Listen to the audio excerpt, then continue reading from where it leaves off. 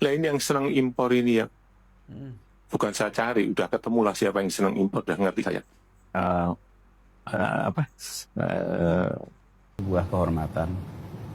Tetapi saya berjanji untuk bertugas di Jakarta 5 tahun. Dan itu janji yang saya sampaikan kepada Pak Prabowo. Karena itu Freeman dibutuhkan bangsa ini untuk membangun bangsa ini. Kepada masjid-masjid untuk membatasi waktu pengajian jangan lebih daripada 5 menit. Pak JK itu senior saya. Pak JK itu mentor juga. Kasih tahu semua itu termul itu. Jokowi jadi presiden karena saya. Maka kalau ada orang yang suka menonjolkan diri, ini maju karena saya, ini bisa begini karena saya, ya itu orang dobel. Harus dipotong itu. Harus dipotong. Jangan merasa paling penting. Jangan merasa paling berjasa.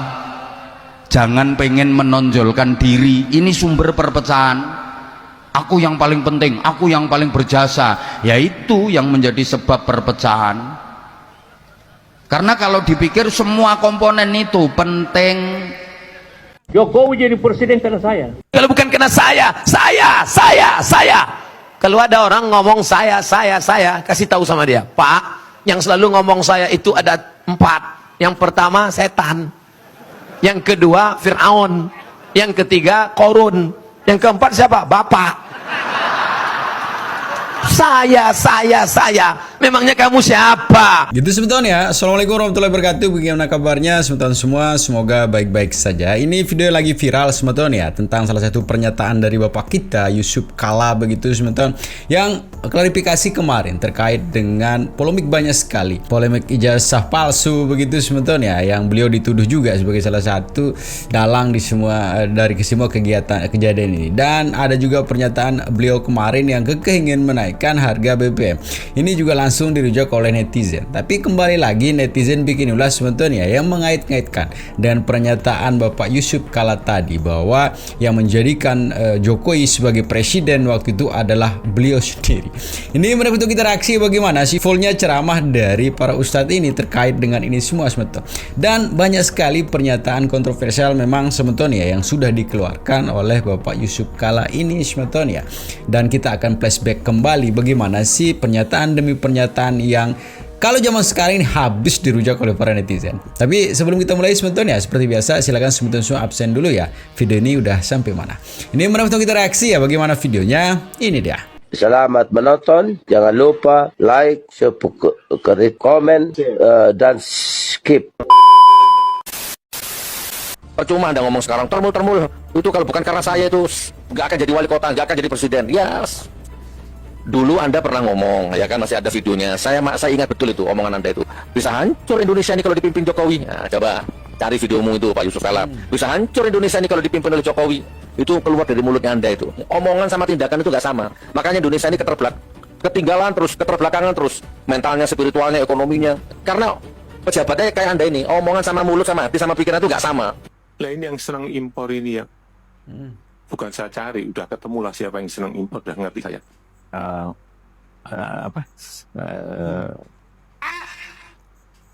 Hanya berusaha ingatkan bolak-balik, hati-hati. Kamu hati-hati, saya ikuti kan. Jangan menghalangi orang ingin membuat batu bara menjadi gas. Gara-gara kamu senang impor gas. Maka kalau ada orang yang suka menonjolkan diri, ini maju karena saya, ini bisa begini karena saya, ya itu orang dobel. Harus dipotong itu. Harus dipotong. Jangan merasa paling penting. Jangan merasa paling berjasa. Jangan pengen menonjolkan diri. Ini sumber perpecahan. Aku yang paling penting, aku yang paling berjasa. Yaitu yang menjadi sebab perpecahan. Karena kalau dipikir semua komponen itu penting. Saya kalau kasih contoh biasanya gini, gedung-gedung yang berdiri kuat kokoh itu ada besinya apa enggak? Ada. Besinya kelihatan apa enggak? Enggak. tapi semua orang tahu kalau itu ada jasanya besi. Wah, itu gedung bisa berdiri kuat kokoh, pasti ada besinya. Semua orang tahu, semua orang mengakui, dan besi juga nggak pengen menonjolkan diri. Biar aku nggak kelihatan nggak apa-apa kok. Orang sudah tahu kalau aku punya jasa. Paham? Paham? Coba besi yang ngerasa punya jasa, pengen menonjolkan diri karena dia merasa paling penting, harus kelihatan. Ya, bangunan itu semrawut, bahasa Inggrisnya the pating serongat and pating jepat. Kenapa? Karena yang punya jasa pengen menonjolkan diri. Nanti semen ngerasa punya jasa juga pengen menonjolkan diri, koral pengen menonjolkan diri, ambruk malahan bangunan itu. Udah gini aja, Habibidin yang ganteng sebelah saya ini ada jantungnya apa enggak? Ya ada, kalau nggak ada jantungnya ya sudah oek.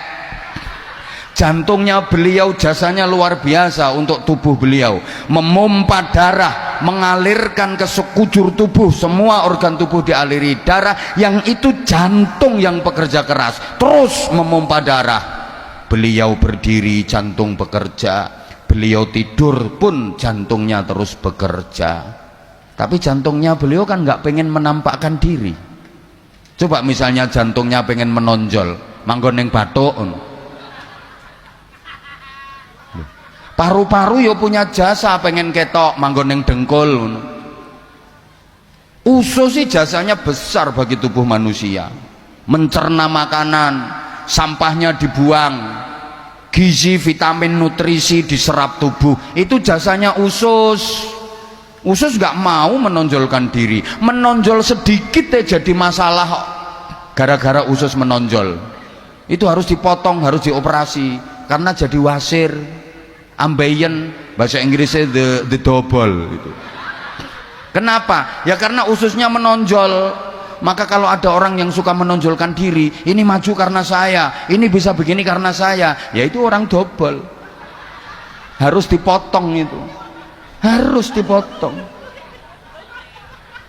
Memang banyak yang mengkaitkan semeton ya apa yang disampaikan oleh Bapak Yusuf Kalla terkait dengan kekehnya ingin menaikkan harga BBM. Semua dikait sangkut pautkan dengan apa yang dialami oleh beliau semeton ya, tentang adiknya lah yang dipenjara, tentang perusahaannya lah yang terganggu, tentang tanahnya lah yang diganggu dan sebagainya. Sehingga ini disangkut pautkan oleh netizen, kenapa sih sekarang beliau ingin sekali menaikkan harga BBM. Ada netizen berkomentar mungkin ingin mengakibatkan chaos lagi negara kita ini semeton ya, sehingga apa yang menjadi tujuannya dia akan tercapai. Tapi selalu juga saya ingatkan semeton ya, untuk jangan sekarang terpecah belah dengan statement-statement liar seperti ini. Negara kita sudah damai, negara kita sudah tenang. Coba dibandingkan sekarang dengan negara-negara tetangga begitu, yang dimana negara-negara tetangga lagi masih berjibaku berjuang semeton ya atas dampak dari perang yang terjadi di global semeton yang mengakibatkan banyak sekali sektor, banyak sekali negara yang lagi kolaps sekarang. Dan Indonesia alhamdulillah masih aman-aman saja semeton. Itu yang harus kita syukuri. Ini semakin menarik semeton ya, dan kita akan lihat bagaimana statement-statement beliau dulu yang sangat kontroversial. Ini dia semeton. Karena itu Freeman dibutuhkan bangsa ini untuk membangun bangsa ini. Yang ada di kalangan pemuda Pancasila, yang banyak orang seperti mengatakan preman. Preman itu adalah artinya orang yang bekerja di luar, bukan pemerintah.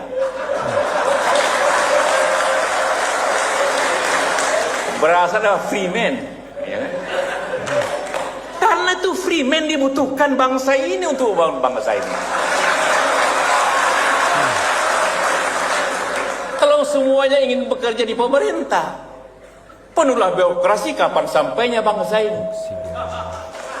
Kita butuh preman yang melaksanakan jalan, artinya orang bebas, orang swasta melaksanakan jalan. Kita butuh orang preman yang berani mengambil resiko untuk berdagang, pergunakan otot kita. Otot kita bukan untuk berkelahi. Walaupun berkelahi bukan hal yang tidak perlu.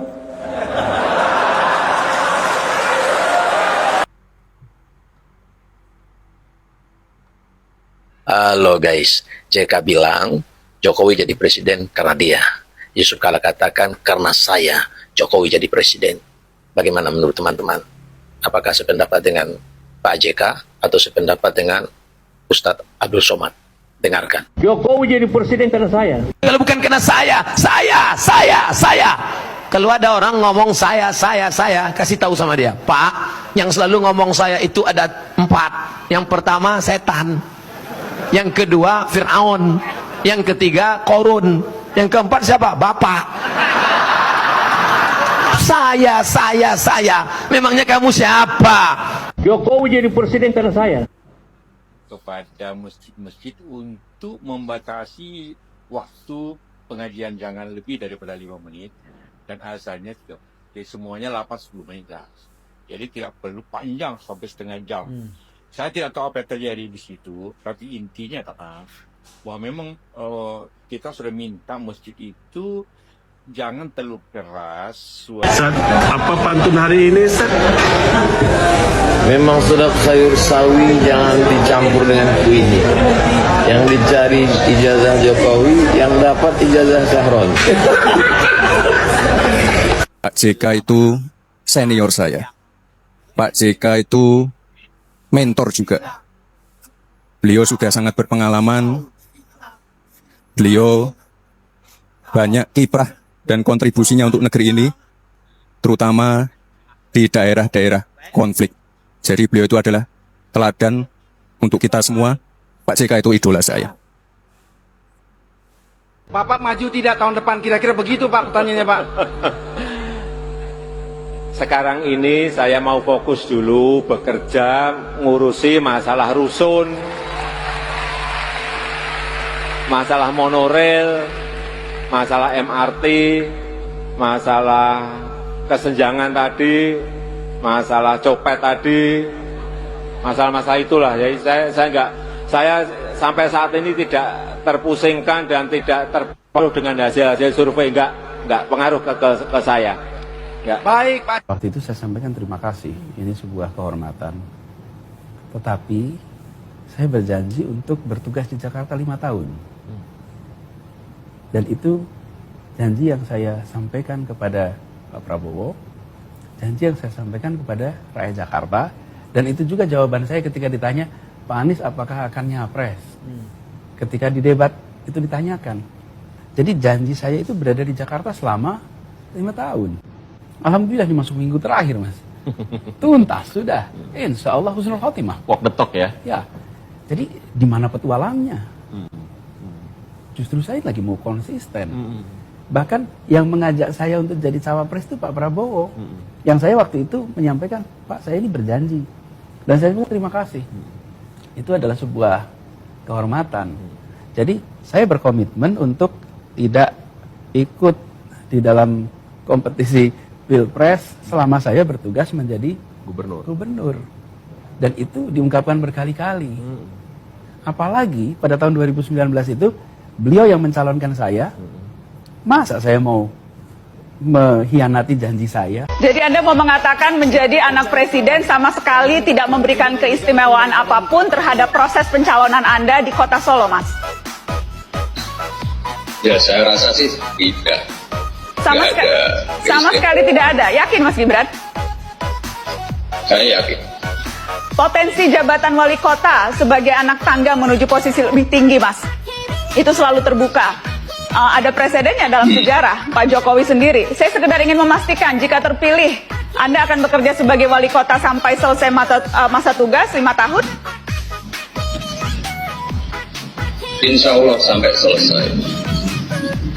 Pertanyaan yang sama juga pernah ditanyakan. Pilkada belum selesai, Mbak, masa mau mikir gubernur atau pilpres? Enggak lah. Pertanyaan itu sempat saya tanyakan ke ayah Anda ketika masih menjadi wali kota Solo menuju gubernur. Kemudian setelah itu gubernur menuju presiden. Jawabannya hampir sama-sama mirip, Mas. Kemudian ternyata kita lihat kenyataannya berbeda. Apa menurut Mas Gibran gaya komunikasi seperti itu, apa yang bisa ditarik atau dipelajari dari gaya komunikasi yang hampir mirip ini? Masa mirip sih? Saya kira beda.